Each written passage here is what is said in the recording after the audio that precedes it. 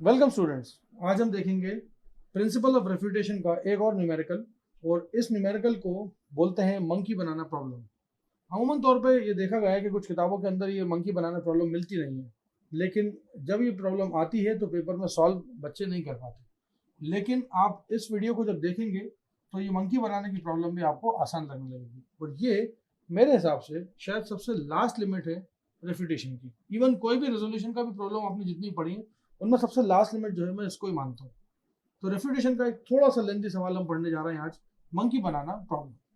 अब मंकी बनाना प्रॉब्लम के अंदर खराबी क्या है कि इंफॉर्मेशन थोड़ी कम दी हुई है। जैसे कि हमने कल भी देखा था, जो हमने कल न्यूमेरिकल देखे थे पिछले वीडियोस के अंदर, उसमें हमने ये देखा कि जो इंफॉर्मेशन जितनी कम दी होती है प्रेडिकेट बनाने में उतनी ही दिक्कत आती है। इंफॉर्मेशन अगर ज़्यादा दी हो तो ये मेरा ख्याल से रियल लाइफ में भी ये एग्जांपल सही है कि आपके पास इन्फॉर्मेशन ज़्यादा होगी, मतलब ज़्यादा बुक्स को आप पढ़ते हो तो नॉलेज ज़्यादा होती है।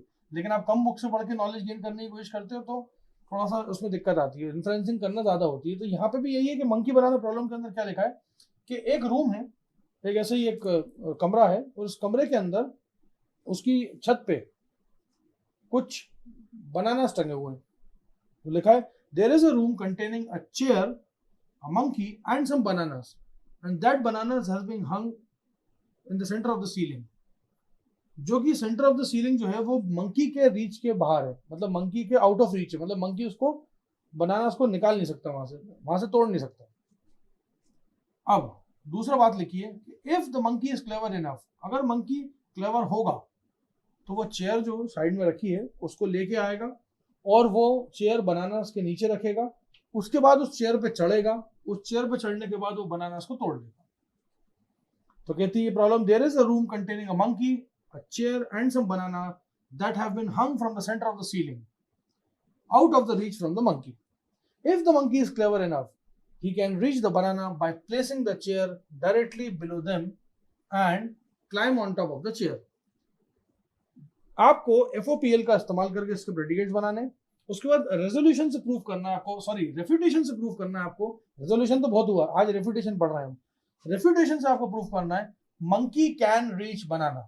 आप सब जानते हैं, हम भी जानते हैं कि मंकी बड़ा समझदार, एक चालाक वो होता है, प्राणी होता है, और वो ये सब काम कर लेता है बहुत आसानी से। तो मंकी के पास अगर वाकई में चेयर होगी और ऐसा रूम होगा तो हम भी जानते हैं कि monkey can reach banana.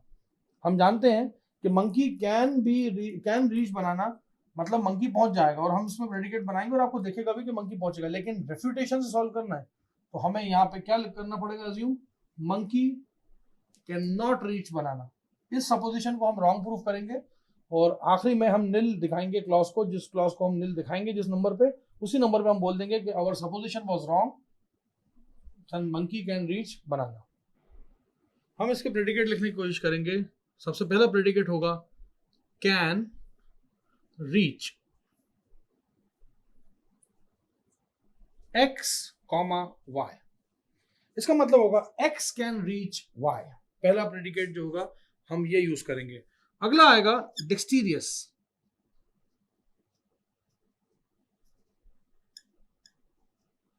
x, डेक्सटीरियस x मतलब x is an dexterous animal. डेक्सटीरियस मतलब एनिमल वो होता है जो कि जिसको थोड़ी समझ होती है। आमतौर पे एनिमल्स को समझ होती तो है, लेकिन सबसे ज्यादा डेक्सटीरियस एनिमल मंकी को माना जाता है। तो हम बोलते हैं कि कोई भी एनिमल जिसकी हम बात करेंगे वो डेक्सटीरियस होना चाहिए। x is an dexterous animal.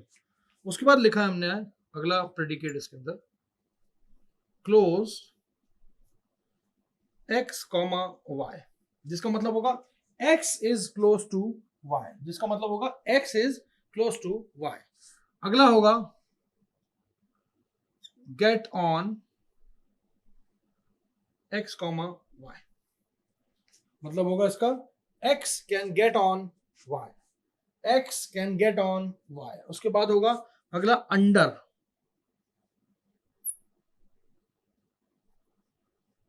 x, y, इसका मतलब होगा x इज अंडर y, इसका मतलब होगा x इज अंडर y। दूसरा, जो चेयर आप लगा रहे हो वो ऐसा तो नहीं वो छोटा सा स्टूल हो, चेयर भी तो इतनी लंबी होनी चाहिए, वो चेयर भी तो इतनी ऊंची होनी चाहिए कि वो बनानास तक पहुंच पाए। तो अगला है टॉल x, मतलब x is tall enough, x is tall enough. उसके बाद इस कमरे के अंदर कौन कौन है? इस कमरे के अंदर है in, underscore room, in room X. In room X का मतलब है X is in room, X is in room. उसके बाद अगला आता है can move, can underscore move.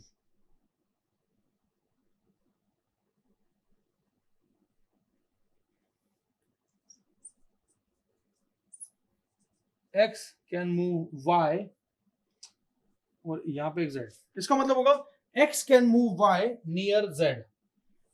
X मतलब वो मंकी, कैन मूव वाई मतलब चेयर, नियर जेड मतलब वो बनानास। उसके बाद ये तो चेयर सरकाने की बात हुई, ये तो इतनी बात हुई जिससे वो क्या करेगा, चेयर को खसकाएगा और बनानास के नीचे लगा देगा।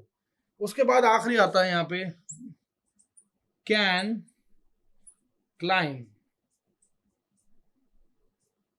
Can climb. और कैन क्लाइम के अंदर दो चीजें आएंगी, एक्स वाई, क्योंकि यहाँ पे जो मंकी है वो चेयर पे चढ़ेगा, तो मंकी और चेयर के बीच में रिलेशन है कैन क्लाइम वाला। क्योंकि चेयर तो खैर नॉन लिविंग थिंग है, उसको तो वो सरकाएगा, एक पोजीशन पे लाके रखेगा, लेकिन करना फिर उसको काम है मंकी को। तो एक्स जो होगा वो मंकी होगा, can climb Y on that chair, Y जो होगी वो चेयर होगी। इतना करके हम समझ में आ गया कि हाँ इसका किस टाइप के प्रेडिकेट्स बनेंगे। हो सकता है कि आपको ऐसा लगे कि मेरे पास मुझे याद है आंसर, या मेरे सामने आंसर है, या मुझे मालूम है कि साहब इतने प्रेडिकेट्स लगेंगे, तो हम पेपर में कैसे जाने कि हमें क्या मालूम कितने प्रेडिकेट्स लगेंगे। मैं फिर से बोलता हूँ, जब भी आप प्रेडिकेट बनाने की कोशिश करोगे तो दो तरीके हैं। एक तरीका तो ये कि आप न्यूमेरिकल को थोड़ा अच्छे से पढ़ें और ये उसके आखिरी पॉइंट तक पहुंचने की कोशिश करें कि मंकी कैन रीच बनाना कैसे आप पहुंचाओगे। और पहुंचाने के लिए आप प्रेडिकेट्स के अंदर के सारी इंफॉर्मेशन फीडअप कर रहे हो।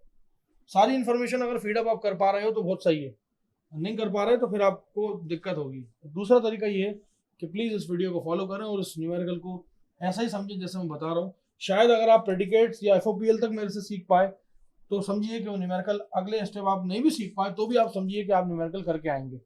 सिर्फ आपको ये प्रेडिकेट्स कितने लगेंगे ये ध्यान देना है, और मैं एफओपीएल जो बनाने वाला हूँ अभी साथ पे आपको उतना ध्यान देना है। अगर आपने इतना ध्यान दे दिया तो ये न्यूमेरिकल कहीं नहीं गया। चलिए मैं यहाँ पे एफओपीएल लिखने की कोशिश करता हूँ, और एफओपीएल लिखने के लिए मैं अगर यहाँ पे एक लाइन खींच लूँ तो शायद आप बुरा ना माने। मैं लिखता हूँ यहाँ पे फर्स्ट ऑर्डर प्रेडिकेट लॉजिक।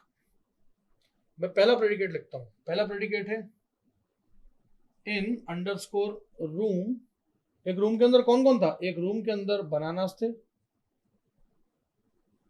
और दूसरे नंबर पे उसी रूम में कौन कौन और था, उसी रूम में और कौन कौन था, उसी रूम में एक चेयर लगी थी, और उस रूम में एक और चीज क्या थी, उस रूम में क्या था तीसरा आइटम, इन रूम मंकी। ये तीन चीजें जो है ये तो ऐसी हैं कि कोई भी बंदा अगर कमरे में घुसेगा दरवाजा खोलेगा तो तीन चीजें तो दिखेंगी। क्या फिलहाल अभी रूम के अंदर बनाना टंगे हुए हैं, मंकी वहां पे बैठा हुआ है साइड में, और चेयर जो है वो दूसरे कॉर्नर पे रखी हुई है। चौथी चीज क्या शुरू होती है यहाँ पे, चौथी चीज होती है डेक्सटीरियस। डेक्सटीरियस कौन, डेक्सटीरियस मंकी। हम यहाँ पे मंकी बनाना प्रॉब्लम कर रहे हैं तो मंकी जो होगा वो डेक्सटीरियस होगा। उसके बाद अगली चीज चालू होती है चेयर के बारे में। ये अभी जो सिर्फ सामान रखा हुआ है ना उस कमरे के अंदर, मैं सिर्फ उसकी बात कर रहा हूँ। हमारी चेयर छोटी मोटी नहीं है, हमारी चेयर वाकई में इतनी है कि वो मंकी जो है उसका इस्तेमाल करके ऊपर चढ़ सकता है। तो मैंने अगला प्रेडिकेट बनाने की कोशिश करी, टॉल चेयर। उसके बाद एक इंफॉर्मेशन और दिख रही है कि जो बनानाज हैं वो जमीन से ऊपर है, मतलब हाइट पे है, मतलब जमीन से दूरी पे है, तो इसलिए मैंने लिखा नॉट क्लोज बनानास और फ्लोर, ये दोनों चीजें आपस में दूरी पे। भाई ऐसा भी तो हो सकता था कि आप कमरे में घुसते और सीलिंग पे ना टंगा होता, या इतनी इंफॉर्मेशन में कहीं भी ये लिखा है इधर बनाना रखा हुआ है रूम के अंदर, लेकिन कहाँ रखा हुआ है इसकी जानकारी कौन देगा। वो तो एक्चुअल में फ्लोर से दूरी पे है ना, ऊंचाई पे है। ऐसा कोने में होता तो मंकी को चेयर की जरूरत ही नहीं पड़ती, वो डायरेक्ट जाता उस बनानास को लेके निकल जाता। लेकिन नहीं, वो जो बनानास हैं वो एक्चुअल में फ्लोर से, जो जमीन है फ्लोर से उससे करीब नहीं है, दूरी पे है, मतलब वो ऊपर है। उसके बाद सातवें नंबर पे आता है, सातवें नंबर पे आता है कैन मूव, और ये तो आप जानते ही होंगे मैंने ये क्यों लिखा, ये एक्चुअल में प्रॉपर्टी है। अभी हुआ क्या है वो कुछ नहीं बता रहे, अभी सिर्फ क्या है वो बातें लिख रहे हैं जो रूम के अंदर हमें पहली नजर में दिख रही हैं कि रूम के अंदर बनाना है, चेयर है, मंकी डेक्सटीरियस है, चेयर टॉल है, बनाना जो है वो फ्लोर से दूर है। और दूसरा एक और इन्फॉर्मेशन दिख रही है कि मंकी जो है वो वाकई में इतना समझदार तो होता है कि वो चेयर को मूव कर सके किसके करीब, बनाना के करीब। वो तो इंसानों के हाथ से लेके भाग जाता है, तो फिर आप ये तो बहुत आसान चीज है उसके कमरे में उसको कोई भी नहीं है। तो मंकी जो है, मंकी के अंदर ये खासियत होती है कि मंकी कैन मूव, मंकी के पास होती है इतनी ताकत कि वो चेयर को मूव करा ले और बनाना के पास पहुंच जाए।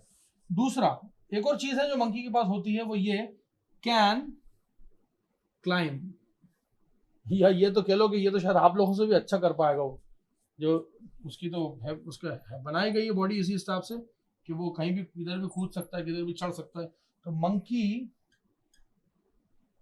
Can climb chair.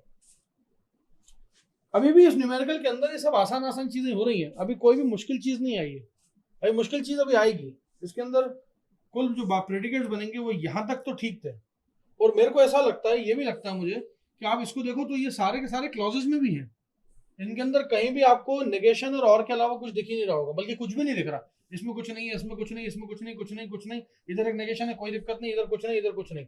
अगर मैं इसी न्यूमेरिकल को बोलूं, यहीं तक रोक के बोलूं कि साहब इनके क्लॉज बनाइए, तो ऑलरेडी वो क्लॉज भी बने हुए ही हैं, कुछ करने की जरूरत नहीं है, ना लॉ ऑफ इम्प्लीकेशन लगाने की जरूरत, ना कुछ। लेकिन ऐसा है नहीं, अभी तक जो हमने लिखा वो सिर्फ वो बातें थी जो कि एक उस कमरे के अंदर आप एक कैमरा लगा दिए तो उस कैमरे से जो कैप्चर हो रहा है कि एक कोने में एक मंकी है, एक कोने में एक चेयर है, और बनाना जो है वो ऊपर है, मंकी है। तो मंकी को आप जानते हो कि मंकी जो है वो इतना टैलेंटेड होता है, तो टैलेंटेड का मतलब डेक्सटीरियस है, वो बिल्कुल डेक्सटीरियस होता है, और डेक्सटीरियस होने के साथ साथ वो चेयर को सरका सकता है बनानास के नीचे लाके, ये भी आपको बात मालूम है। और आपको ये भी मालूम है कि वो मंकी चेयर पे चढ़ सकता है, अभी चढ़ा नहीं है, लेकिन सिर्फ आप ये बोल रहे हो कि ये हो सकता है। आप चाहिए तो अपने बनानास को बचा लीजिए जाके, उस रूम में जल्दी से एंटर होइए और जल्दी से उस केलों को नीचे उतार लीजिए।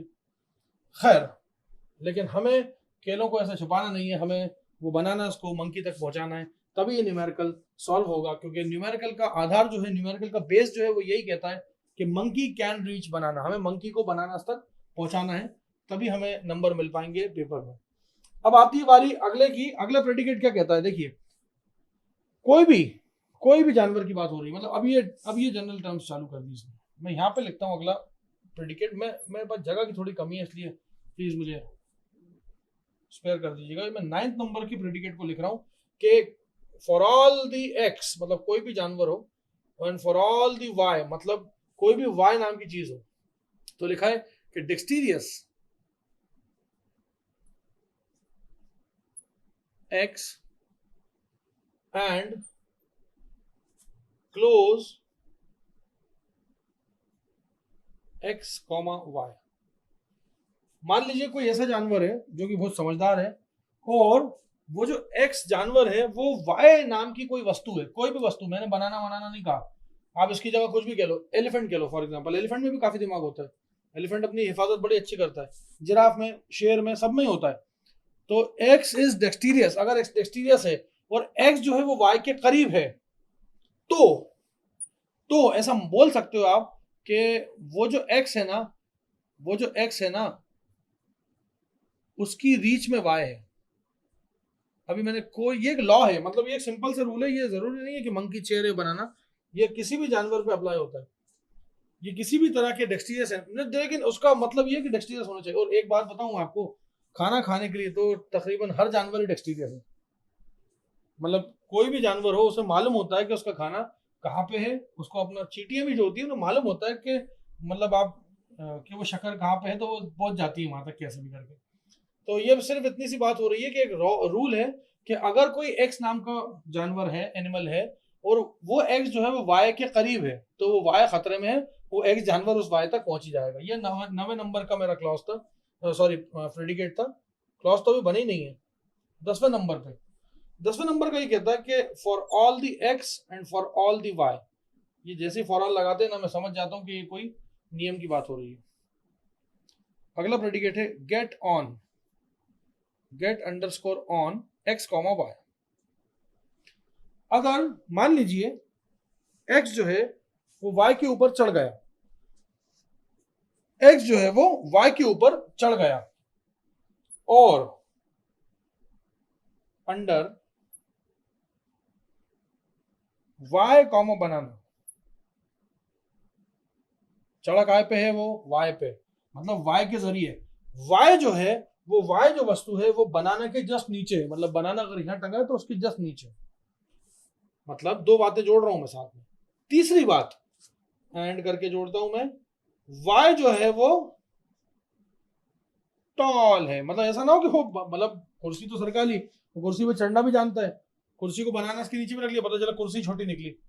अगर इस टाइप से तीनों आइटम हो पाए, मतलब चढ़ना, कुर्सी को नीचे रखना उसके जस्ट बिलो द सेंटर, मतलब ऐसा ना हो कि बनाना वहां टंगा कुर्सी यहां लगा, ऐसा नहीं होगा। तो पहली बात तो उस कुर्सी पे चढ़ना, दूसरी बात उस कुर्सी को बनाना इसके नीचे रखना, तीसरी बात उस कुर्सी का लंबा होना, ये दर्शाते हैं ये तो मेरा तो जो है वो आ गया, x is close to bananas।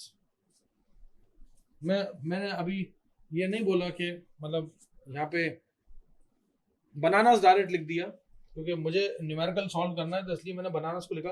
अगर आपको लगता है ऐसा कि मैंने गलत लिखा है तो आप XYZ करके भी लिख सकते हो, मुझे कोई दिक्कत नहीं है। बस ये है कि जब यूनिफिकेशन करोगे तो ऑटोमेटिकली चेंज हो ही जाना।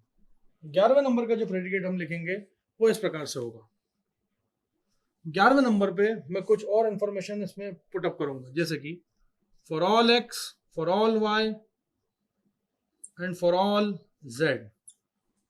अब ये देखिए मैं यहाँ पे जो लिखने वाला हूँ जनरल स्टेटमेंट, ये कहानी इस पूरी कहानी को रिप्रेजेंट करेगी। अब मान लीजिए कि मंकी नहीं होता वो एनिमल, कुछ और होता, कुछ जैसे मान लीजिए एलिफेंट होता, ठीक है। मान लीजिए कि उस रूम के अंदर बनानास ही होते, ठीक है, और ऐसी चेयर होती, इतनी मजबूत चेयर होती कि वो उस एलिफेंट को भी अपने अंदर ले सकती थी, ऊपर चढ़ा सकती थी। तो अब मैं जनरल स्टेटमेंट लिख रहा हूं क्योंकि ये जनरल स्टेटमेंट सारे के सारे जानवरों पे, सारे के सारे ऐसी वस्तुओं पे जो जानवर सरका सकता है उसके पास, उसके बाद वो सारे की सारी खाने की कमोडिटी जो उसको उस जानवर की पसंदीदा खुराक होगी, वो अगर उस कुर्सी को सरका के या कोई भी वाई चीज को सरका के उसके नीचे पहुंच पाया तो वो उसके रीच में आ जाएगी। हम वो लिखना चाह रहे हैं। हम देखिए क्या लिखते हैं, हम लिखते हैं इन रूम, ये for all X, for all Y and for all Z, in room X. उसके बाद लिखते हैं हम एंड इन रूम, ये सब एक साथ ही है। आप जब आंसर देखेंगे इसका सॉल्यूशन तो आपको सब एक साथ ही दिखेगा। ये मेरे पास जगह की कमी है इसलिए मैं ऐसे ऐसे में लिख रहा हूँ, आप एक लाइन में भी लिखेंगे तो भी चलेगा। उसके बाद एंड के बाद इन रूम Z,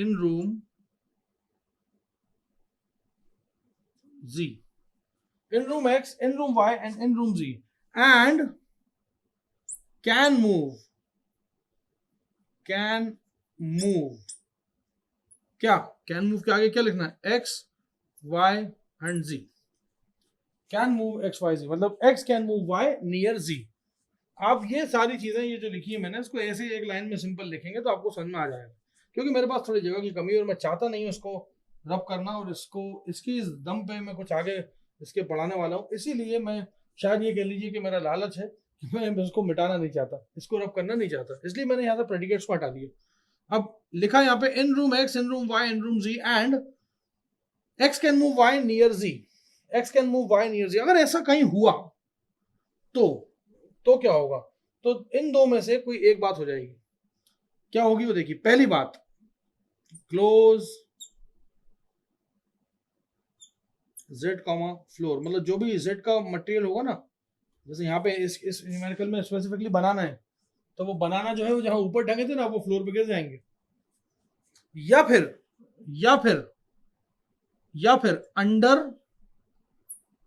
ये दूसरी बात होगी। इन दो में से कोई एक बात तो हो जानी है। वाई मतलब वो जो चेयर है वो क्या होगी, उस बनाना के नीचे आ जाएगी। भाई या तो इसमें क्या है कि अभी यहाँ पे क्या लिखा है कि रूम के अंदर तीन चीजें थी, इसमें कोई डेक्सटीरियस होने की बात नहीं लिखी, इसमें कोई चढ़ने की बात नहीं लिखी, इसमें सिर्फ ये बात लिखी कि रूम के अंदर अगर तीन चीजें हैं और x can move y near z, अगर ऐसा है तो दो बातें की संभावना है। पहली है कि z जो है वो जमीन पे आ जाएगा, दूसरा y जो है वो z के नीचे होगा। ठीक है, अब इसके बाद आता है मेरा आखिरी नंबर का क्लॉज, और वो है 12वें नंबर पे।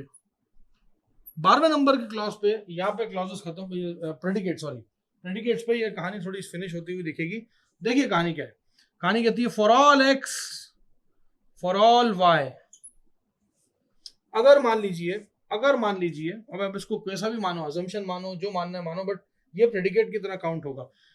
For all x for all y लिखा है, कैन अंडरस्कोर क्लाइम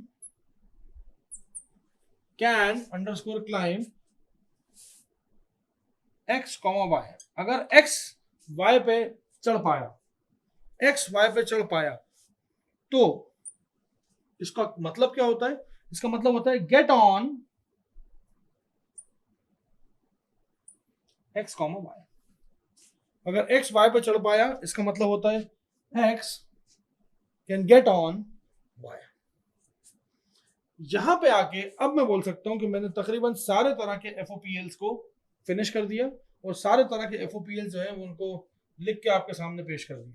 यहाँ पे शुरुआत मैंने यहाँ से करी अगर FOPL की, फिर मैं 9वें 10वें नंबर पे आया, और फिर 11वें 12वें नंबर पे आया। आप बिल्कुल ना घबराइएगा, अगर आपको समझ में आ रहा है तो बहुत अच्छी बात है, नहीं तो इस वीडियो के एंड में आपको ये न्यूमेरिकल पूरा का पूरा मौजूद मिलेगा, और इसकी प्रूफ रीडिंग भी मेरे ही हाथों है, तो आपको कोई गलती नहीं मिलेगी इसके अंदर। तो आप लोग प्लीज, अगर आपको ऐसा समझ में आ रहा है जो कि ऑलरेडी मैं सॉल्व कर रहा हूँ आपके सामने, मैंने जैसे कि पहले क्लास में बताया कि मैं कभी भी न्यूमेरिकल डिक्टेट नहीं करता, मैं हमेशा न्यूमेरिकल बच्चों के साथ सॉल्व करता हूँ, क्योंकि अगर मैंने गलती करी है तो बच्चा भी उसी जगह कर सकता है गलती। तो इसलिए मैं चाहे कितने भी साल हो जाए, लेकिन ये न्यूमेरिकल्स मैं हमेशा सॉल्व करके ही समझाऊंगा, कभी भी इसको डायरेक्टली नहीं बताऊंगा बच्चों को, या सिर्फ जैसे थ्योरी पार्ट्स अपन डायरेक्टली एक्सप्लेन कर देते। तो आप लोग भी मेरे साथ साथ करते हुए चलिए, मैं आपको टाइम इतना पर्याप्त दूंगा कि आप उसके अंदर लिख सकें।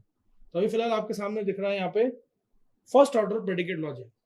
अब हम इसका क्लॉज फॉर्म बनाना सीखेंगे कि इसके क्लॉजेस कैसे बनते हैं। तो हम देखेंगे इसी न्यूमेरिकल के क्लॉज फॉर्म। मैं ये बात जानता हूं कि प्रेडिकेट्स जब हमने बनाए तो 8 प्रेडिकेट्स ऑलरेडी क्लॉज में थे।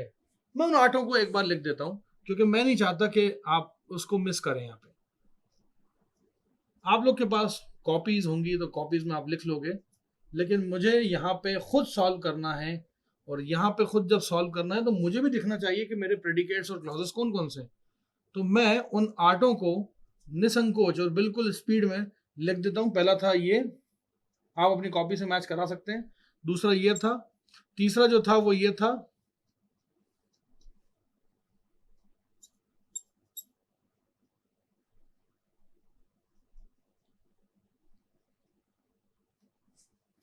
चौथा जो था वो क्या था, डेक्सटीरियस।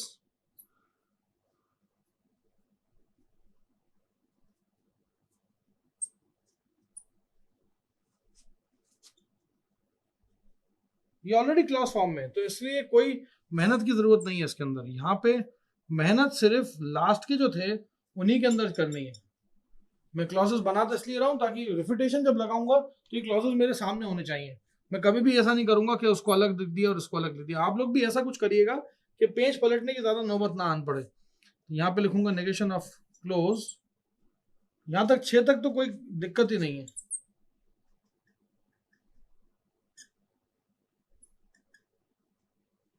छह तक भी कोई दिक्कत नहीं है, और 6 के बाद यहाँ पे 7 में भी कोई दिक्कत नहीं है। तो 7 भी आप, अगर आपके पास लिखा हो तो उसको कॉपी करके पेस्ट करिए यहाँ पे।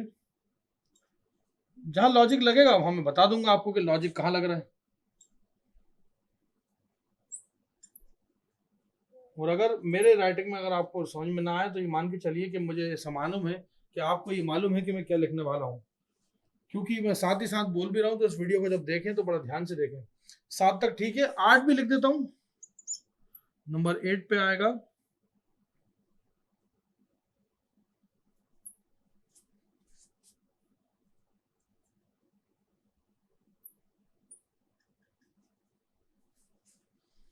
यहां तक इस न्यूमेरिकल में कोई भी परेशानी नहीं थी, और यहां तक कि मैंने आपको न्यूमेरिकल जब शुरू हुआ था तभी बता दिया था कि ये जितने भी क्लॉजेस हैं इनके अंदर ऑलरेडी, मतलब प्रेडिकेट्स हैं, ये ऑलरेडी क्लॉज फॉर्म में हैं।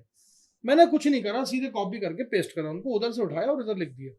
अब बारी आती है 9th नंबर पे, जहां पे मुझे लगाना होगा law of implication. A implies B is negation of A और बी।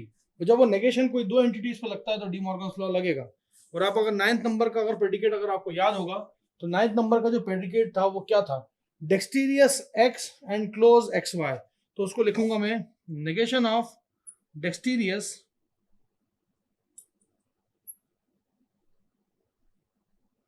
एक्स और negation of close X comma Y. अगर ऐसा कहीं लिखा है तो वो कैन रीच का निशान जो था वो कब आया था, इम्प्लीकेशन के बाद। तो यहाँ पे क्या आएगा, वो इम्प्लीकेशन के बाद नहीं आएगा, वो आएगा और लगा के आप क्या लिखेंगे, can reach X Y, can reach X comma Y. अब बारी आती है 10वें नंबर पे। 10वें नंबर पे अगर आप देखेंगे तो मैंने 10वें नंबर का जो प्रेडिकेट लिखा था वो पढ़ के सुनाता हूं आपको फिर से, कि get on X Y and under Y banana and tall Y. अगर ऐसा है तो क्लोज एक्स कॉमा बनाना। तो मैं आप लोग की इजाजत लेके यहाँ पे लिखने की कोशिश करता हूँ। मैं थोड़ा सा कंजूस ये दिखा रहा हूँ बोर्ड में लिखने में, ताकि बोर्ड में एरिया बच जाए, क्योंकि रेफ्यूटेशन मांगता है एरिया। तो मैं यहाँ पे लिखता हूँ 10वें नंबर का क्लॉज। 10वें नंबर का क्लॉज क्या कहता है कि आपने जो गेट ऑन और वो सब लिखा था उसको नेगेशन में लेके आओ, तो हो जाएगा get on X comma Y. फिर जो वो एंड था वो और हो जाएगा, लॉ ऑफ इम्प्लीकेशन लगा चुके हैं। तो जो अंडर था वो नेगेशन ऑफ अंडर हो जाएगा, negation of under Y comma banana. कुछ चीजों के लिए मैं कुछ भी नहीं कर सकता, ये इतना लंबा जा रहा है न्यूमेरिकल और मैं इसमें भी कुछ नहीं कर सकता, ये आपको करना ही पड़ेगा। लेकिन आप ये बात याद रखिए कि इस वीडियो को देखने के बाद आप यकीनन इस न्यूमेरिकल को कर पाएंगे। उसके बाद एक और लगाइए, और जो जो टॉल था वहां पे वो अब नेगेशन ऑफ टॉल वाई हो जाएगा। क्या हो जाएगा, नेगेशन ऑफ टॉल वाई। और वो जो इंप्लाइज का निशान था वो और करके यहाँ पे आ जाएगा क्लोज एक्स कॉमा बनाना। आप यहाँ पे 10वें नंबर के क्लॉज तक पहुंच चुके हो। अब बारी आती है 11वें नंबर पे। 11वें नंबर पे मैंने लिखा था in room X and in room Y and in room Z and can move X comma Y comma Z. अगर ऐसा है तो दो बातें हो जाएंगी। मैंने लिखा था close Z comma floor and under Y Z, ये लिखा था। मैं उसी चीज को, उसी 11वें नंबर के प्रेडिकेट को आपको जो पढ़ाया था उसी को मैं यहाँ कन्वर्ट कर रहा हूँ क्लॉज में। तो यहाँ पे मैं क्लॉज में उसको कन्वर्ट कर रहा हूँ 11वें नंबर पे कुछ इस प्रकार से। मैं लिखूंगा negation of in room X और negation of in room Y लिखता जाऊंगा, और negation of in room Z, ये जेड जो भी आप कहना चाहो। ये 7 नहीं लिखा, ये नेगेशन का निशान है। आपको इस लेक्चर के बाद मैंने बोला कि ये न्यूमेरिकल पूरा मिलेगा, इसलिए आप बिल्कुल निश्चिंत रहिएगा। उसके बाद एक और लगाऊंगा, और वो जो कैन मूव वहां पे नेगेटिव नहीं था वो उसको नेगेटिव बनाऊंगा। Negation of sorry printing mistake हो गई यहाँ पे थोड़ी सी। Negation of can move X comma Y comma Z. इतना करने के बाद मेरा वो जो एम्प्लॉइज के उस तरफ वाला पोर्शन था, लेफ्ट हैंड वाला, वो तो सॉल्व हो गया। अब एम्प्लॉइज के उस तरफ वाला, राइट हैंड साइड वाला, तो और क्या लिखा था वहां पे, सीधा सीधा लिखा था क्लोज जेड कॉमा फ्लोर, और साथ में क्या था, और अंडर वाई कॉमा जेड। काफी बड़ा है, काफी लंबा है, लेकिन चलने दीजिए। ये क्लॉजेस लिखूंगा मैं और इन क्लॉजेस के दम पे ही इसको आंसर में कन्वर्ट करूंगा। और अभी देखिए ये आंसर कैसे इतना आसानी से आते हैं। ठीक है, लंबा है लेकिन बेहतर है। अगर मान लीजिए पेपर में आता है तो वो पेपर पूछ के नहीं आता, बुरा वक्त कह के नहीं आता कि आपको कितना आसान आता है तो हम उसी आसान हिसाब से दें। कभी मान लीजिए अगर पेपर बनाने वाले ने थोड़ा सा मूड खराब रहा और उसने इस क्वेश्चन को रख दिया, तो कम से कम आपसे बनना चाहिए। और प्रैक्टिस के तौर पे भी देखें तो आप इस न्यूमेरिकल को कर लेंगे। तो उसके बाद ये आखिरी लिमिट है रेजोल्यूशन रेफ्यूटेशन की, कि प्रिंसिपल ये जो पीओआर और रेफ्यूटेशन आपने पढ़ा, मुझसे आपने नॉलेज बेस पढ़ा या नॉलेज रिप्रेजेंटेशन टेक्निक पढ़ी, उसमें प्रेडिकेट लॉजिक का ये लास्ट न्यूमेरिकल है, बिल्कुल फाइनल। तो इसको इस तरह से देखें। अगला है 12वें नंबर पे। 12वें नंबर पे थोड़ी सी आसान चीज लिखी थी, लिखा था x can climb to y, तो क्लाइम को हम गेट ऑन बोल सकते हैं। तो नेगेशन ऑफ कैन क्लाइम कर देते हैं, negation of can climb x, y, yes x can climb on y, और वो जो एम्प्लॉइज का निशान था वो कैसा हो गया, वो ऐसा हो गया गेट ऑन क्या x, y। यहां पे आके मैं एक बात बोल सकता हूं कि मेरे यहाँ पे क्लॉजेस कंप्लीट हो चुके हैं। मैंने शायद जितने एफओपीएल में चीजें लिखी थी उन सब के क्लॉजेस बना दिए, और आप देख सकते हैं 12 थे तो 12 के 12 मैंने बना दिए। अब बारी आती है रेफ्यूटेशन की। और रेफ्यूटेशन में क्वेश्चन क्या था कि मंकी कैन रीच बनाना, हमें प्रूफ क्या करना था, मंकी कैन रीच बनाना। तो हम 13 नंबर पे एक अजम्पशन लिखते हैं कि मंकी, मैंने नॉट के लिए क्या लिख दिया, नेगेशन लगा दिया, मंकी को बनाना नहीं देना, मंकी कैन नॉट रीच बनाना। अब मुझे कैन नॉट रीच को करना है सॉल्व, और कैन नॉट रीच को मैं जरा ध्यान से देखिए इस पूरी चीजों को। ये कैन नॉट, ये कैन रीच जो है ना, ये कैन रीच प्लस वाला यहां दिख रहा है, दिख रहा है कि नहीं दिख रहा। मैं लॉजिक लगाऊं अगर तो इसको इससे काटने की कोशिश करूंगा तो काम नहीं बनेगा। क्यों? क्योंकि अगर मैं इसको इससे काटने की कोशिश करूंगा तो एलिमेंट जो है मेरे पास यहाँ पे डेक्सटीरियस बचेगा, क्लोज बचेगा।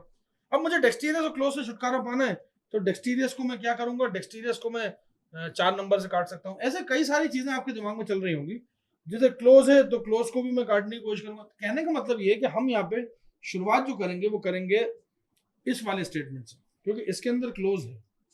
देखिए जरा, अगर हम प्रेडिकेट लगाते हैं 1 2 3 और 11 को लें, 1 2 3 और 11 को लें, तो हम यहाँ पे अगर x की वैल्यू मंकी, y की वैल्यू चेयर और z की वैल्यू बनाना अगर लेने की कोशिश करें, तो हम लिखेंगे apply refutation between clause number 1 2 and 11, putting x is equals to monkey, y is equals to chair and z is equals to banana. we get what? we get 14। और 14 नंबर पे क्या आएगा, 14 नंबर पे आएगा negation of can move, negation of can move, monkey, chair, बनाना। एक element है क्योंकि इसके अंदर 1 2 3 इनकी तो आपने व्यवस्था कर दी, ठीक है। तो आपने क्या करा, 1 2 3 1 2 3 और 11 के बीच में करा है रेजोल्यूशन। तो यहाँ पे क्या आया, यहाँ पे क्या आया, ये 3 जो थे इन रूम वाले ये कैंसिल आउट हो गए। तो बचा क्या, नेगेशन ऑफ एक्स वाई जी की जगह वैल्यू डाल दी, फिर क्या करना है, और ये वाला क्लोज, क्या क्लोज में आगे क्या लिखा है, जेड, और जेड को हमने क्या माना है, बनाना,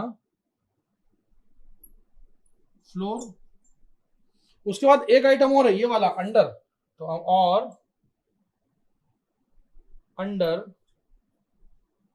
अंडर के अंदर क्या लिखना है, चेयर और बनाना। तो लिखूंगा मैं चेयर और बनाना। आप देख सकते हैं मैं 14 नंबर के क्लास में पहुंच चुका हूं। Now apply principle of refutation between 14 and 7। तो 7 और 14 में कोई वैल्यू भी पुट करने की जरूरत नहीं है, और यहां पे दोनों क्या होंगे, कैंसिल आउट होंगे, और बचेगा क्या, बचेगा हमें 15 नंबर पे क्या, क्लोज। 15 नंबर पे क्या मिलेगा, क्लोज, बनाना, फ्लोर। क्या मिलेगा, क्लोज, बनाना, फ्लोर, और अंडर, चेयर, बनाना। मैं समझ सकता हूं थोड़ा सा प्रॉब्लम हो रही होगी आपको समझने में, लेकिन ये न्यूमेरिकल इतना ही बड़ा है, इतना ही लेंदी है, और इसी तरह से इसको सॉल्व किया जाता है। 15 नंबर पे लिखा है क्लोज, बनाना, फ्लोर। फिर लिखा है और, फिर लिखा है अंडर, ये डी थोड़ा सा गड़बड़ हो गया लेकिन आप समझ लीजिएगा, अंडर चेयर बनाना। इतना करने के बाद आप रेजोल्यूशन अप्लाई करोगे इसका किससे, छठे नंबर से, क्योंकि छठे नंबर पे क्या लिखा है, क्लोज लिखा है और क्लोज से क्लोज उतक जाएगा और क्लोज से क्लोज खत्म होगा तो बनेगा क्या, बनेगा यहाँ पे, ये मैं उसकी लाइन खींच देता हूँ, बनेगा 16 नंबर पे कुछ, और 16 नंबर पे क्या बनेगा, क्लोज से क्लोज गया तो बचा अंडर, लिखा हमने अंडर, अंडर चेयर कॉमा बनाना। वो थोड़ी सी डॉक्टर्स हैंडराइटिंग है लेकिन आप थोड़ा सा बर्दाश्त कर लीजिएगा। खैर एनीवेज, उसके बाद आता है 16 और 10। जब आप 16 और 10 को करोगे ना तो आपको y की वैल्यू जो है ना वो चेयर रखनी पड़ेगी। अगर y की वैल्यू चेयर रखोगे तो ये अंडर से ये अंडर चला जाएगा, और आपने, मैंने बोला सिर्फ y की वैल्यू चेयर रखना है, मतलब आपको अंडर जो है, ये जो अंडर लिखा है ना, ये जो अंडर लिखा है, इस अंडर के लिए काम करना है, बाकी x को ना भी रखो तो चलेगा। तो 17 नंबर पे हमारे पास क्या क्या आ जाएगा, negation of get underscore on x comma chair, under तो गया, और negation of tall chair, negation of tall chair, और क्लोज, क्लोज प्रेडिकेट छोड़ना नहीं है कोई सा कि अपना काम निकला तो छोड़ दिया आपने, नहीं ऐसा नहीं होगा, सॉल्व तो रूल के हिसाब से करना है, रूल जो कहता है वो आपको फॉलो करना पड़ेगा। 17 नंबर पे क्या आया ये, अब 17 नंबर को अगर आप 5 नंबर से देखेंगे तो टॉल से टॉल चला जाएगा, तो बचेगा क्या, 18 नंबर पे क्या बचेगा, 18 नंबर पे बचेगा negation of get on x comma chair, और टॉल से टॉल गया तो बचेगा क्या, और क्लोज x कॉमा बनाना, क्योंकि मुझे नहीं लगता कि चेयर को जब 5 और 17 को करा था तो कोई आपने यूनिफिकेशन लगाई थी, चेयर ऑलरेडी इसमें भी था इसमें भी था, तो आपको 18 नंबर तक आप पहुंच गए। अब 18 और 12 को देखिए जरा ध्यान से, 18 और 12 के अंदर ये जो गेट ऑन है ना, इसका काम हो रहा है। अगर आप x की वैल्यू, अगर आप x की वैल्यू कुछ पुटअप करेंगे, मंकी पुटअप करेंगे, और y की वैल्यू तो चेयर रख देंगे अगर यहाँ पे, तो ये शायद मेरे ख्याल से कुछ हद तक कैंसिल आउट होने की कोशिश करेगा और ये बनाएगा बढ़िया सा 19 नंबर का क्लॉज। और ये 19 नंबर का क्लॉज क्या होगा, उधर से आ जाएगा negation of can climb, negation of can climb. मैं न्यूमेरिकल पढ़ा रहा हूँ, जगह कम पड़ रही है लेकिन तब भी मैं कुछ छोड़ नहीं रहा, आपको भी मेरी तरह ऐसा ही न्यूमेरिकल करना। मैं ब्रैकेट यहाँ पे बना देता हूँ, x यहाँ पे रखता हूँ मंकी और y की जगह पे रखता हूँ चेयर। ये जो है यहाँ पे गेट ऑन से गेट ऑन चला गया, लेकिन यहाँ का क्लोज जो था वो तो बेचारा इसके साथ ही लगा रहेगा ना, क्योंकि उसका तो कार्यक्रम अभी समाप्त ही नहीं हुआ। तो क्लोज मंकी कॉमा बनाना, यहां तक आके आप 19 नंबर के क्लॉज तक पहुंच गए। अब आपको कुछ नहीं करना, अब आपको 19 नंबर को 8 से दिखवाना। 19 नंबर को जब आप 8 से मैच कराएंगे तो कैन क्लाइम से कैन क्लाइम चला जाएगा, तो यहाँ पे 20 नंबर पे हमें मिलेगा क्या, 20 नंबर पे क्या मिलेगा, क्लोज मंकी कॉमा बनाना। आप देखें मैं आंसर की तरफ धीरे धीरे अग्रसर हो रहा हूं। क्लोज ब्रैकेट में लिखिएगा मंकी कॉमा बनाना, 20वें नंबर के क्लॉज तक मैं पहुंच चुका हूं, 20वें नंबर के क्लॉज तक मैं आ चुका हूं। अब यहां पे अगर आप देखेंगे तो 20वें और 9वें नंबर की बात करता हूं मैं, 20वें और 9वें नंबर को देखें जरा गौर से। तो 20वें और 9वें नंबर को देखेंगे तो शायद मेरे ख्याल से आपको ऐसा लगेगा कि कुछ हद तक आपने इस न्यूमेरिकल के आंसर तक पहुंचने की कोशिश करी, क्योंकि आपका आंसर जो था वो एक्चुअल में यहाँ छुपा हुआ है, और अल्टीमेटली ये क्लोज हुआ या डेक्सटीरियस हुआ, आपको कुल मिला के ये हटाना है, आपको कुल मिला के ये हटाना है। और ये जो क्लोज है ना, इसमें सबसे बड़ी परेशानी थी, आपने इस क्लोज तक पहुंचने के लिए ये सारे झटकर्म करे। ये क्लोज आप पूरा न्यूमेरिकल देखें जरा, यहां से शुरू करें तो यहाँ पे अगर देखेंगे आप तो आप ये क्लोज तक नहीं पहुंच पा रहे थे। देखिए क्लोज में ये जो था ना, क्लोज में आप पहुंच रहे थे तो कैसे पहुंच रहे थे, ये वाली क्लोज तक पहुंच रहे थे, लेकिन इस क्लोज के अंदर प्रॉब्लम क्या थी, इसमें फ्लोर की वैल्यू ऑलरेडी डली हुई थी, इस फ्लोर को आप हटा नहीं सकते थे। और ये क्लोज जो था ये एक्चुअली मालूम क्या बताता था कि जो बनानास हैं वो फ्लोर से क्लोज है। लेकिन अभी फिलहाल आप क्या बता रहे हो, अभी ये एक इनडायरेक्ट एज है। जैसे मान लीजिए मैं बोलता हूँ A tends to B and B tends to C, तो आप मान लेते हो कि साहब A टेंड्स टू, ट्रांजिटिविटी ये कहती है A टेंड्स टू C। इसका मतलब A और C का कनेक्शन है, लेकिन वो इनडायरेक्ट है, डायरेक्ट नहीं है। यहां पे क्या था, Z और फ्लोर का कनेक्शन था, डायरेक्ट था। लेकिन मंकी और बनाना का जो कनेक्शन है ना, वो एक्चुअल में ऐसा नहीं था कि monkey is close to banana every time. Monkey banana तक पहुंचा, क्लोज जब हुआ तो वो कुछ करने के बाद हुआ। इसलिए वो जो ए और सी के बीच में मैंने रिलेशन है जो दिखा है ना, वो आपको डायरेक्ट क्वेश्चन में कभी मिल ही नहीं सकता था। बहुत से लोग इस न्यूमेरिकल को जब देखते हैं तो बोलते हैं कि सर आप तो कहाँ इतना लंबा आप इसको खींच रहे हो, आप तो सीधे सीधे यहाँ पे रख देते, ये क्लोज ये भी तो था। तो आप उसको करके देख लीजिए, मैंने एक्चुअल में यही करा है। आप देखें ये जो है ना, ये जो क्लोज है, ये वाला क्लोज है, इसको काटने के लिए दो क्लोज थे मेरे पास। एक तो ये वाला क्लोज जो 11वें नंबर पे, और एक ये वाला क्लोज जो 10वें नंबर पे। ये जो हमने पूरा कार्यक्रम करा, ये पूरा 10वें नंबर वाले से ही करा। ये 10वें नंबर वाले ही चलता चला आया यहाँ तक, और उसको ही हमने आगे जाके सॉल्व करा।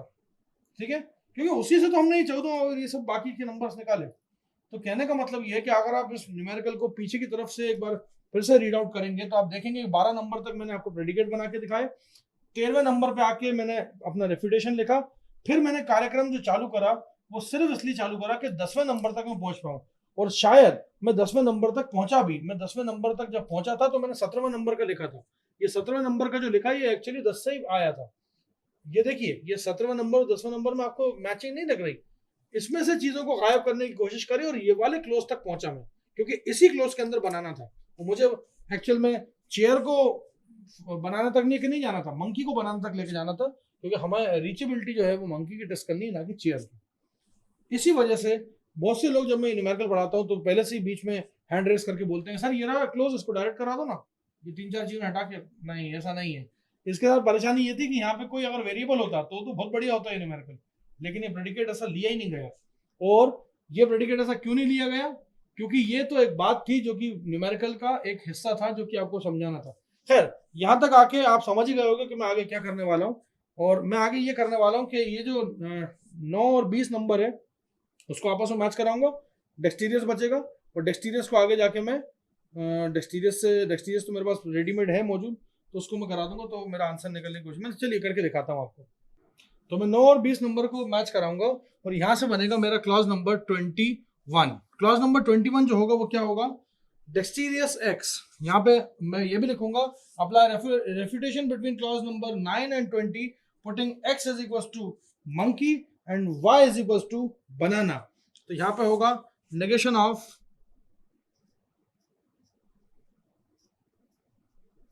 डेक्सटीरियस मंकी, उसके बाद जो क्लोज है वो क्लोज से गया तो बचेगा और करके कौन, can reach predicate where x is monkey and y is banana.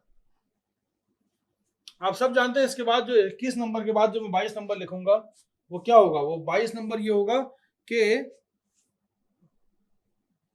Refutation between डेक्सटीरियस, मतलब 4 and 21, apply refutation between 4 and 21, we get 22।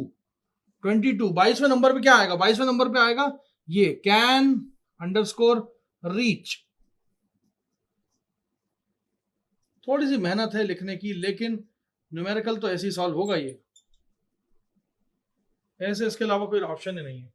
और उसके बाद जब आप ये कर लेंगे 22वें नंबर तक पहुंच गए। मैंने देखिए थोड़ा सा रफ किया है 1 2 3 क्योंकि आसान था, बाकी पूरे को पूरा आपके सामने वैसे के वैसे ही लिखा। यहाँ तक पहुंचा, फिर मैंने 9 और 20 को मिलाया तो 21 पैदा हुआ, और 21 से मैंने उसको क्या करा, 21 को मैच कराया 4 नंबर से डेक्सटीरियस से, तो वो कैंसिल आउट हुआ। तो जाहिर सी बात है क्या बचा, कैन रीच।